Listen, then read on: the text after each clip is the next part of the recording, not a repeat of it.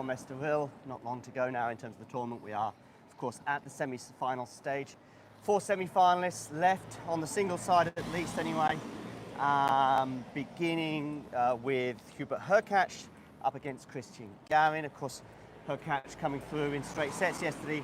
From memory, it was 7-6, 6-4. Yes. That he prevailed. And Christian Garin, of course, prevailing in very different circumstances. But we'll come to those in a second.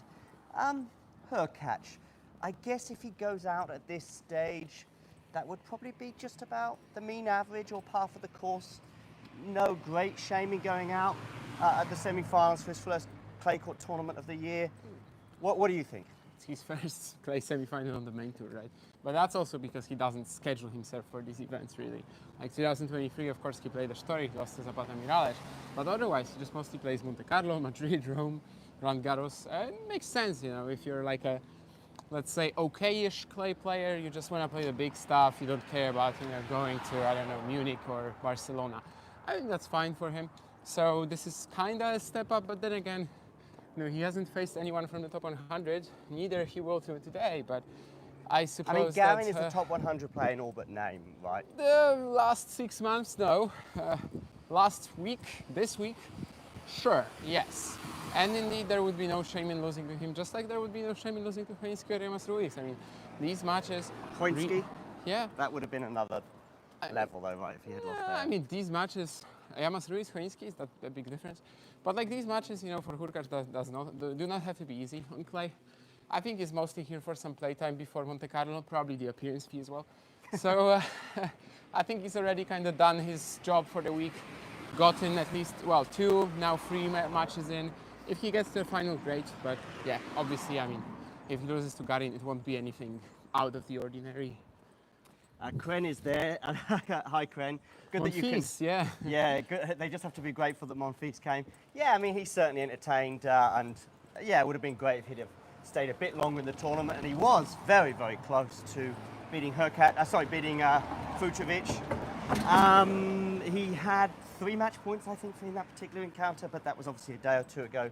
Fucsovics prevailing before then going out last night, of course, in fairly comfortable fashion. I know there was some physical issues in the second set regarding Marton, but I don't think it had too much of an impact on the match. I know that Casper said, are you okay at the net? And there was a very cordial exchange between the two.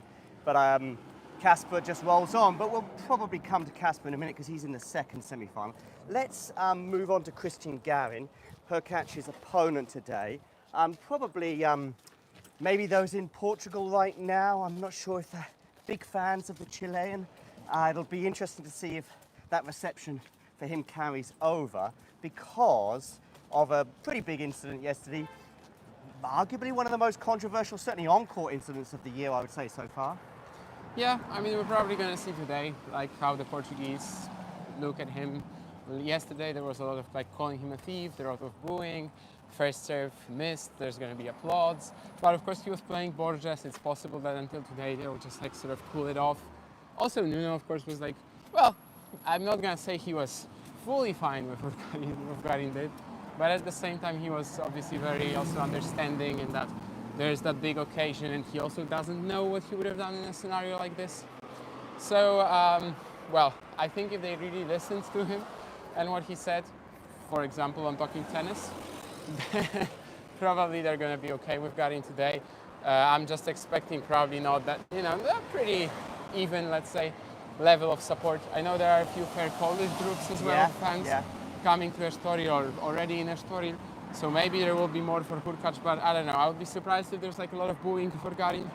But certainly, yeah, yesterday was controversial. It's a shame that maybe this is like the biggest story of his week so far, which, you know, it kind of should be that, well, he's once again able to compete at the highest physical level and the highest tennis level as well. He did highlight yesterday, didn't he, that he wasn't in great physical shape in Santiago recently. So that might explain why he was fairly underwhelming there. Well, not in Santiago, over the past year or so.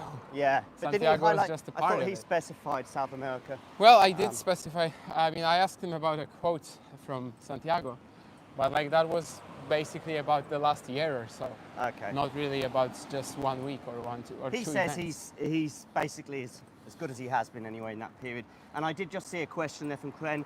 We'll come to that in just 1 second. I also saw Nerlan saying, John, Nerlan is in the chat, so I don't know quite how to respond to that other than to say hi.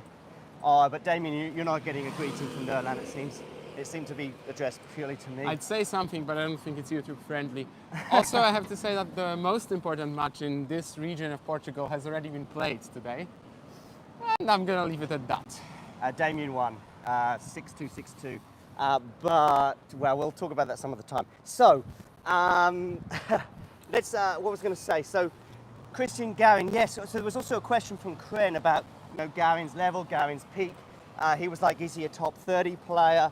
I mean, I guess when he's playing the best tennis that he possibly can, and one or two others are not, then my answer would be yes. And on this surface, of course, despite his Wimbledon run a couple of years ago, I think that was very much draw dependent, Berrettini's withdrawal, etc.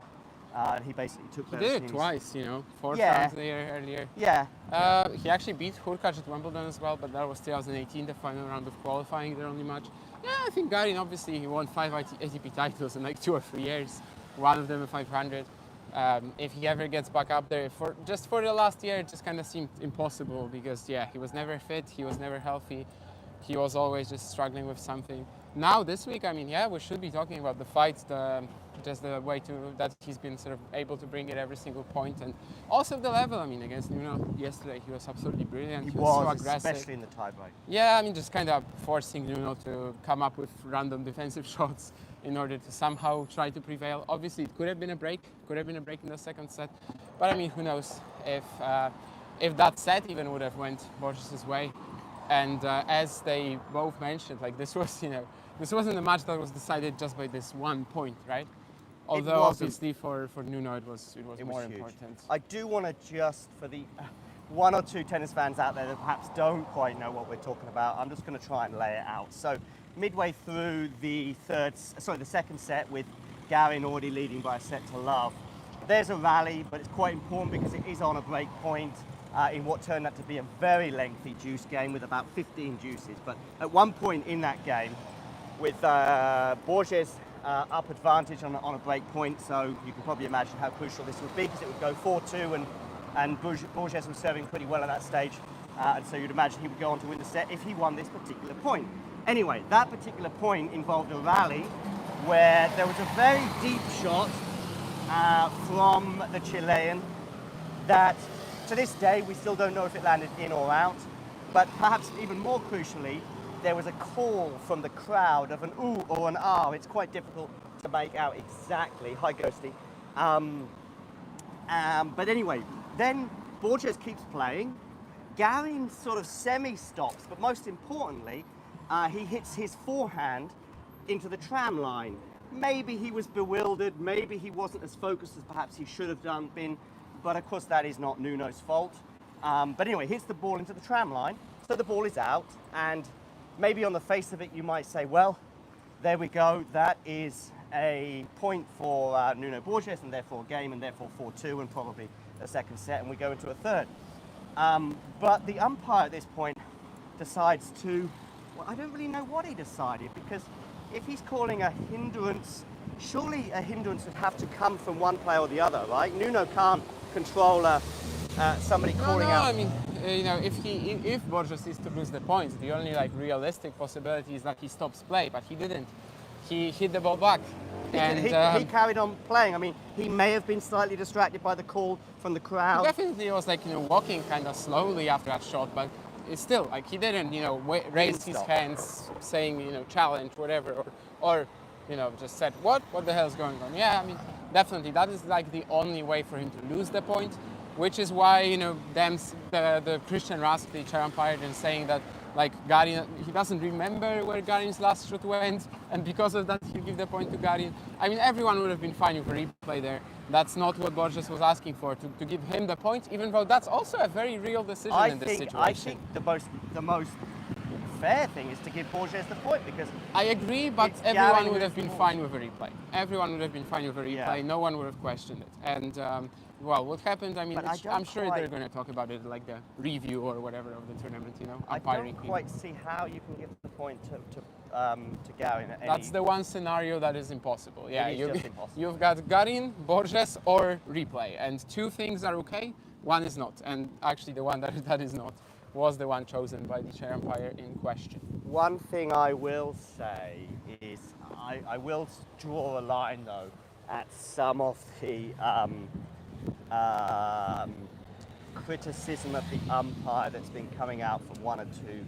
One player in particular has taken to social media and said this guy should never be an umpire again. Now, I know in other sports that particular person would be reprimanded for that because then it becomes impossible for that person to umpire that person's match. And well, that person is Nick Kyrgios, by the way, for those of you wondering. But although I think the decision was wrong, I then think there is a point when you're then applying unnecessary pressure on that umpire, who presumably is going to stay on the tour, although I wouldn't be surprised if we don't see him at many prominent matches in the months to come. But, Still not a gold badge, maybe never, who knows. Although I'm actually not sure, last year he still wasn't a gold badge, but yeah, probably still not. Anyway, so Garin proceeded, and in a way that probably just does distract slightly from the fact that he did play really well, particularly from that moment onwards. His celebration at the end was euphoric. Some Portuguese people, some of which I even respect, were very angry at his euphoric reaction. I kind of understand that because it was a really difficult atmosphere for him to play in. You win that match. It's a big match, probably one of the best wins he's had in the last year or so. So I have no problem with his celebration. He wasn't really in the wrong exactly. I mean, even Nuno Borges said, I don't know what I would have done in Garin's situation. He wasn't annoyed with Garin, put it that way. He was annoyed with the umpire. And yeah, Nuno, by the way, in press was still very polite about it all. He was smiling.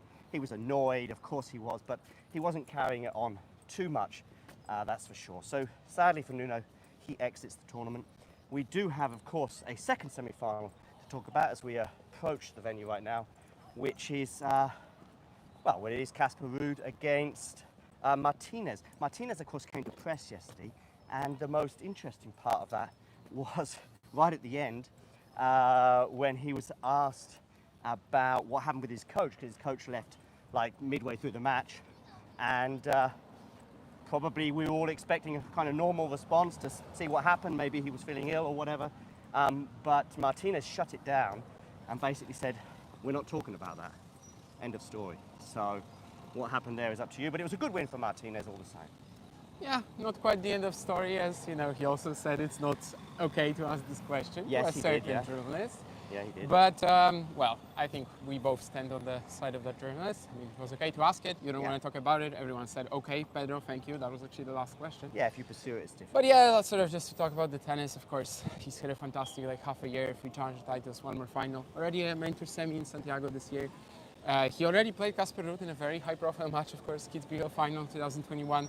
I don't really give him a great chance today, but definitely over the past 6 months, he's sort of shown that he's back at that steady top 100 level. He's really like solidified his position in there, and for that, Martinez for sure deserves a lot of credit.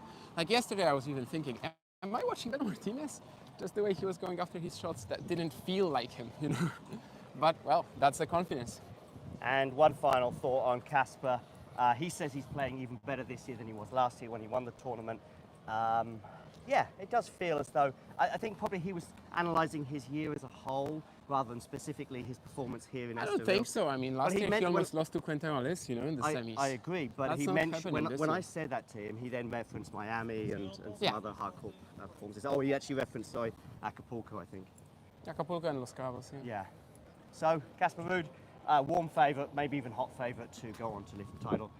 Make sure you hit the like button, make sure you subscribe, and we'll be checking in with you again pretty soon once I've figured out how to end this video. Are you sure you want to end streaming?